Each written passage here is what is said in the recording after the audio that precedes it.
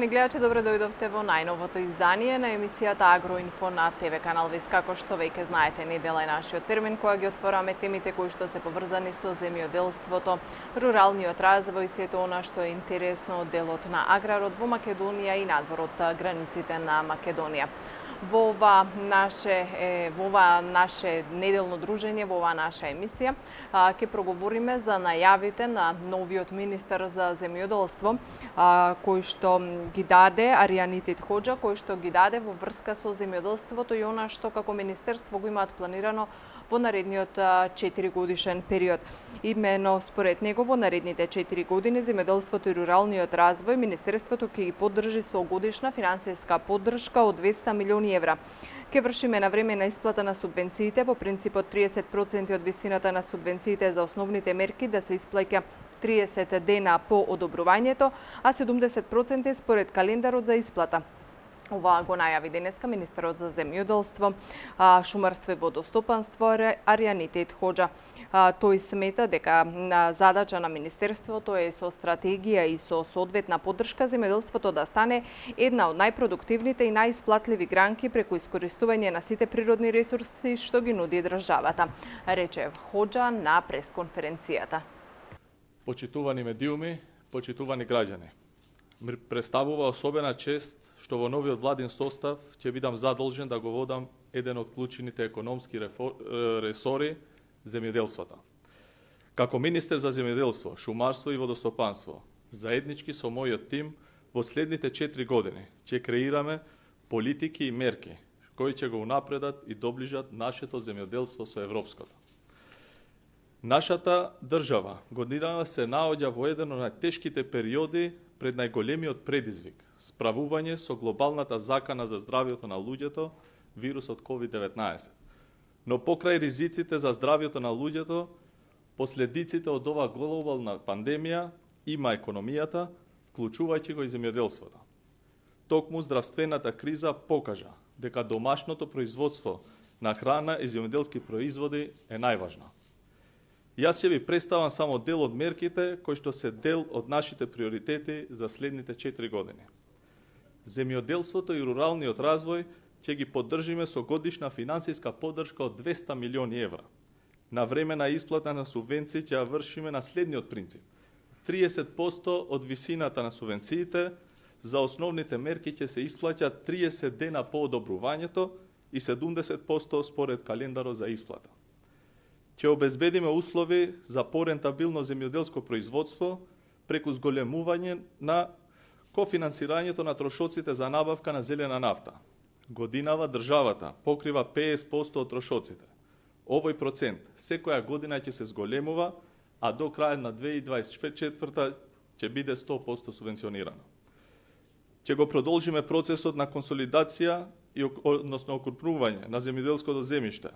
Ќе ги мотивираме младите земјоделци до 40 години да останат во земјоделството преку доделување на грантови до 20.000 евра и ќе зголемиме поддршката за жени земјоделки до крајот на 2024.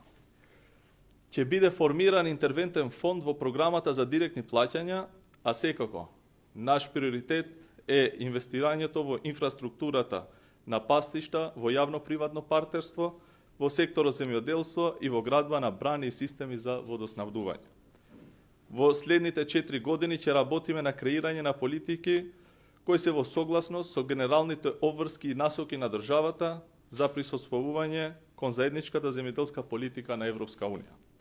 Наша задача е, со стратегија и соодветна поддршка, земјоделството во Северна Македонија да стане една од најпродуктивните и најисплатливите гранки, преку искористување на сите природни ресурси што ги нуди нашата држава. Значи, јас во текот на минатите 10 дена сум бил 3 пати присутен на лице место во Кавадарци.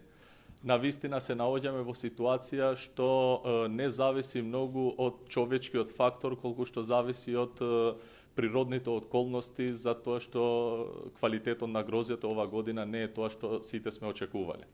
Преку мерките што ние сме ги направиле како влада, успеавме до некаде да излеземе на пресред на тоа што беше најлошото. Доколку ние не преземавме ништо, Значи, тоа грозје во поголем дел, ако не кажам, се што беше испод квалитетот, односно технолошката зрелост, ќе требаше да остане во лозјата, а тоа ќе беше најголемиот проблем. Со други зборови ние може да кажеме дека ова година во лозарството има речиси елементарна непогода, но со нашите мерки, значи сите лозари што ќе предадат грозјето добиваат 8 денари од државата, ако се земат сите мерки заедно и плюс тоа што ќе добиват од купувачите. Нормално ја следиме ситуацијата, секој ден, час сме во контакт со Државниот инспекторат за земјоделие, се присутни на лице место, правиме максимални напори, но свесни сме за ситуацијата, свесни се и лозарите и нормално дека преку диалогот и партнерството и со винарските визби помагаме да се повлече што поголемо количество на грозје за да го избегнеме најлошото.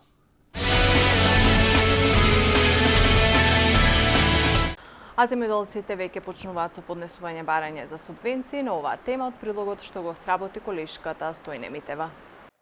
Земјоделците кои во претходниот рок не успеале да поднесат барања за директни плаќања за 2020 година, тоа ќе може да го сторат од денеска до 30 септември, соопштуваат од Агенцијата за финансиска поддршка во земјоделството и руралниот развој.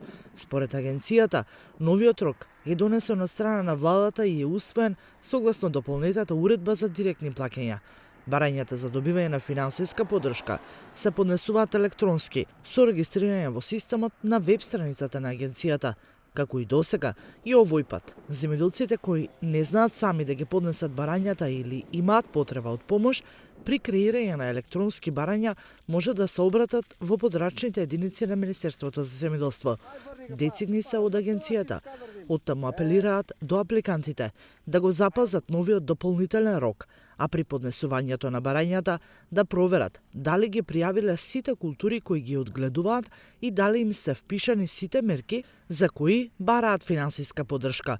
Доколку некои од земјоделците увидат дека направиле пропуст или сметаат дека има потреба од измена заради несоодветствување со фактичката состојба, барањето може да го повлечат или да го изменат во рок од 30 дена од денот на поднесувањето, велат од агенцијата.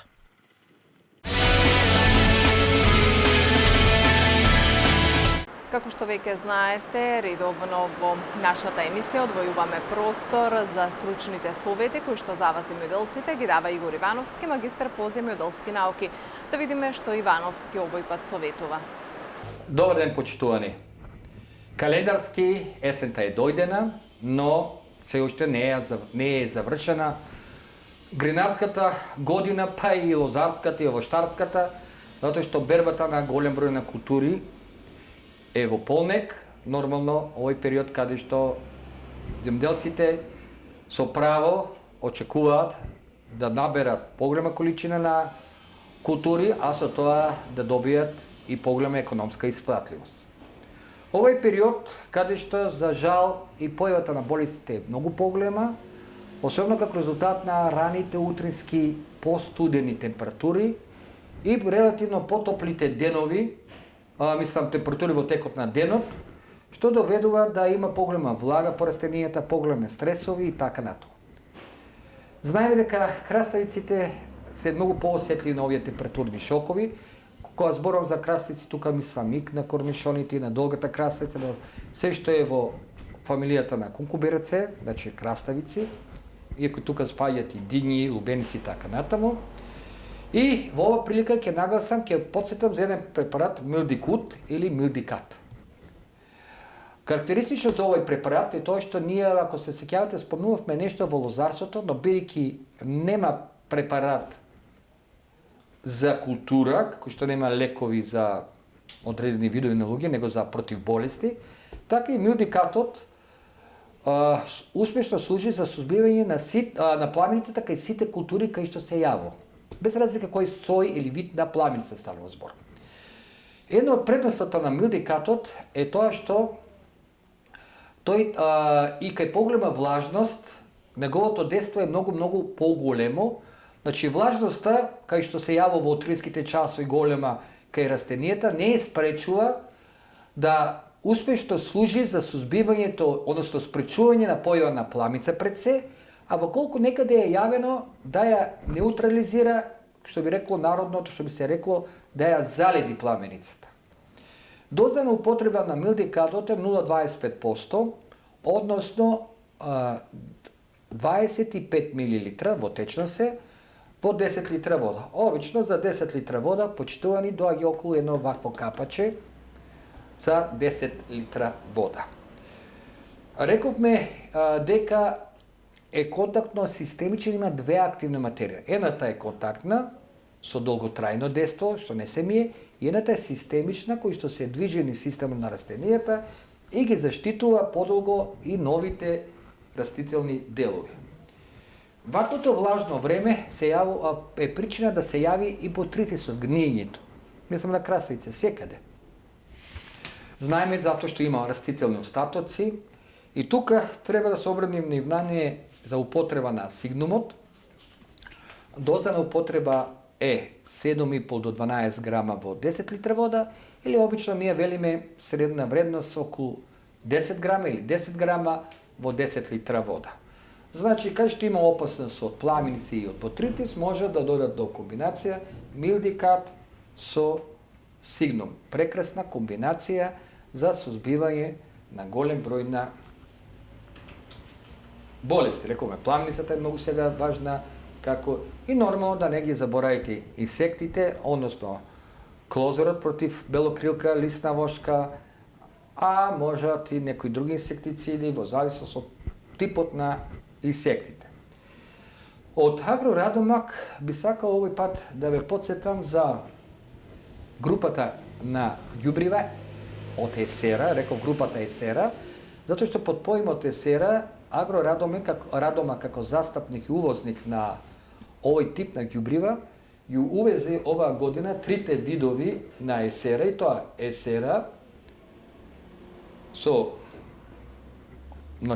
нормата Есера, потоа Есера калциум и бор, и ова Есера со К или чист калиум. Есера К се карактеризира со тоа што има 29% на чист калиум.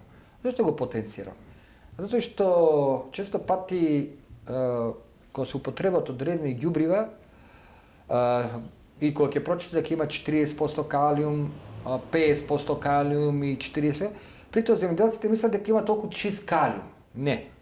Тоа значи дека има пример 40, 50, 60% калиум сулфат, калиум нитрат и така натаму, но кај есерата чистиот калиум изнесува 29%.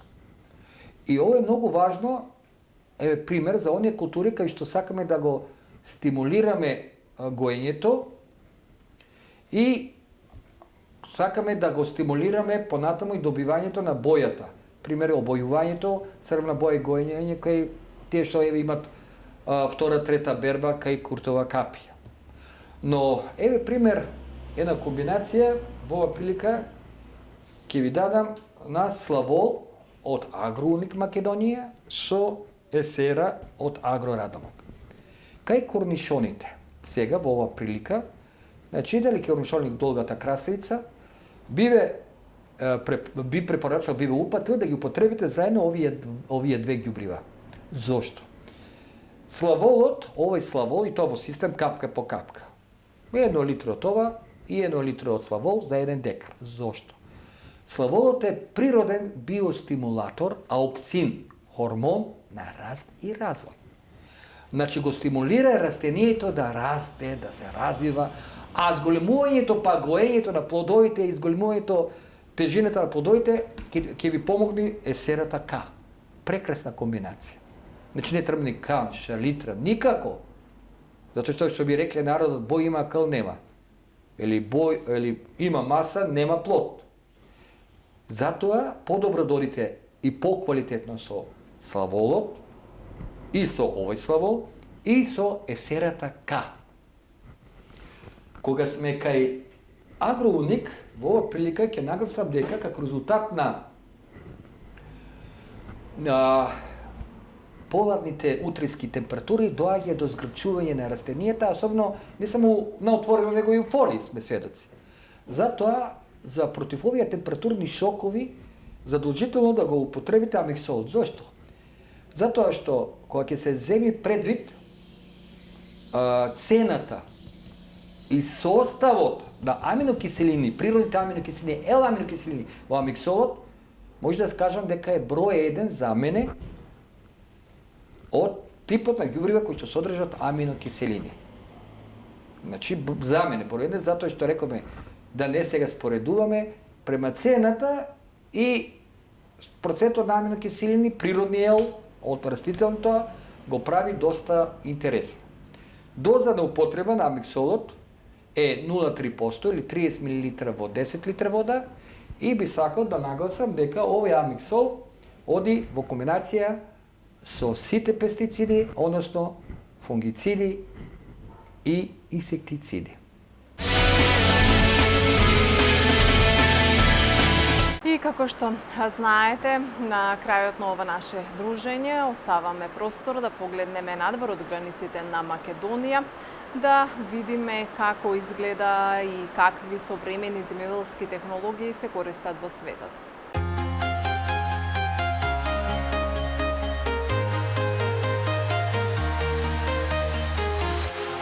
Walking alone, the streets are empty. The only thing I can see is my own silhouette.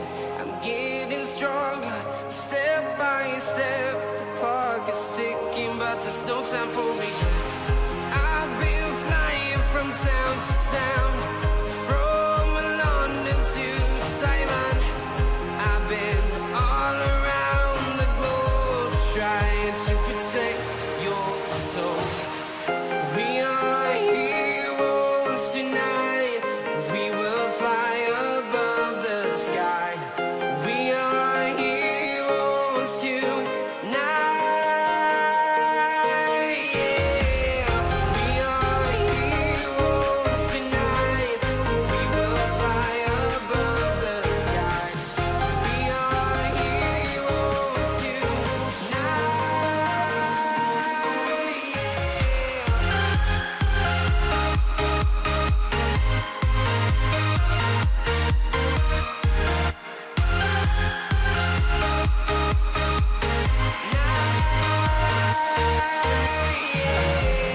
Feel like a dynamite, ready to explode right up in the sky. I need you to listen, I need you to hear, and don't show any fear.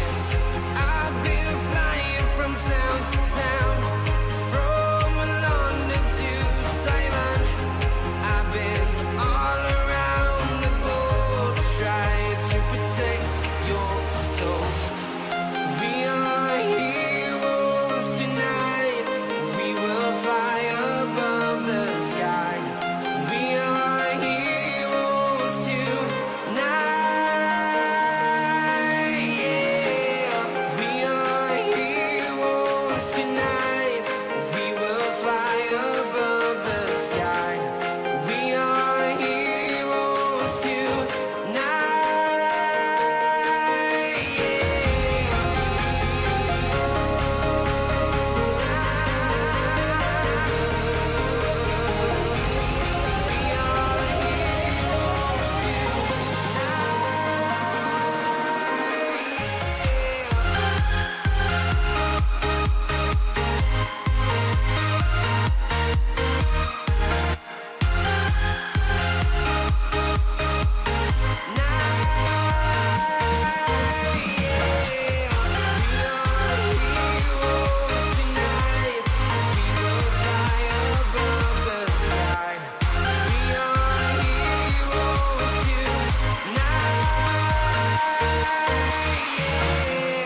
I've been flying from town to town, from London to Taiwan.